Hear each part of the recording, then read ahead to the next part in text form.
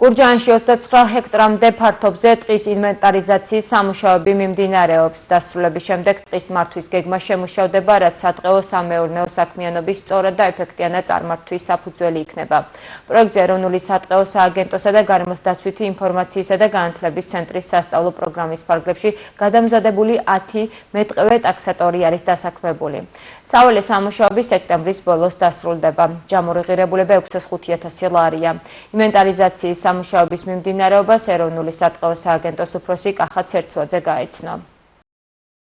ინვენტარიზაციის სამუშაოების უწყვეტობის უზრუნველსაყოფად გარემოდაცვისა და სოფლის მეურნეობის სამინისტროს მიერ გადამზადდა სატყეო განათლების მქონე 62 ახალგაზრდა. ისინი დასაქმდნენ მთელი ქვეყნის მასშტაბით ინვენტარიზაციის სამუშაოებზე და ამ მიმართულებით მუშაობას მომავალშიც აქტიურად გავაგრძელებთ.